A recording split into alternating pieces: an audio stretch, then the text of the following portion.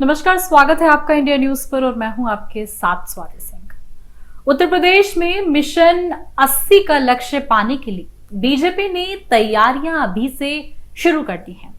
सांसदों के कामकाज का रिपोर्ट कार्ड तैयार करवाने के लिए साथ हर सीट का सर्वे भी कराया जा रहा है।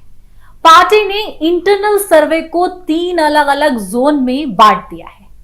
रेड जोन में 2019 की हारी हुई लोकसभा सीटों को रखा गया है। हारी हुई सीटों पर अमित शाह की सीधी नजर है। रेड जोन की सीटों पर पार्टी सबसे ज्यादा फोकस और मेहनत करने वाली है। पीएम मोदी की सबसे ज्यादा रैली भी रेड जोन में आने वाली सीटों पर बीजेपी कराने वाली है। यूपी की 80 सीटें जीतने का लक्ष्य लेकर चल रही भाजपा की निगाहें 2019 में हारी हुई सीटों पर जमी हुई हैं।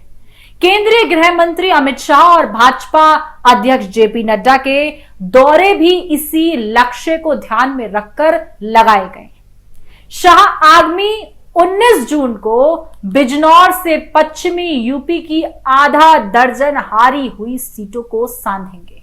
मुरादाबाद मंडल की 3 सीटों में बिजनौर, मुरादाबाद, संबल, रामपुर, अमरोहा और नगीना सीट शामिल है। यूं तो भाजपा गठबंधन ने 2019 में यूपी की 80 में से 64 सीटें जीती थीं।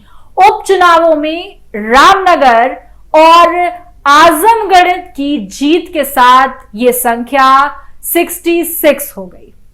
मगर अभी भी भाजपा के लिए सबसे बड़ा सिर का दर्द पश्चिमी यूपी के मुरादाबाद मंडल की ये आधा दर्जन सीटें हैं।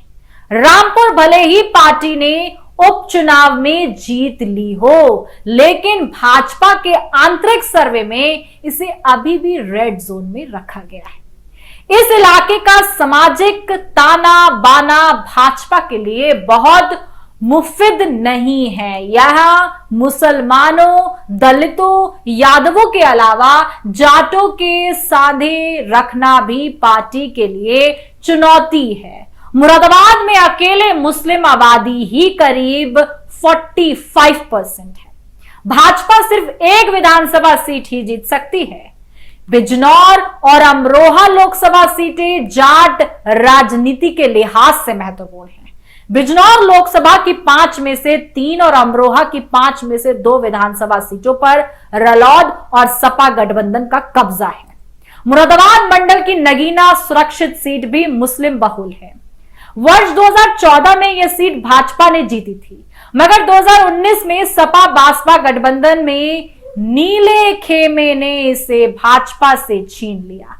इस बार चंद्रशेखर, नगीना सहित आसपास के इलाकों में भाजपा के लिए नया सिरदर्द बनकर उभर रहे हैं। सूत्रों की माने तो वे नगीना सुरक्षित सीट से चुनाव लड़ने की तैयारी में लगे हुए हैं।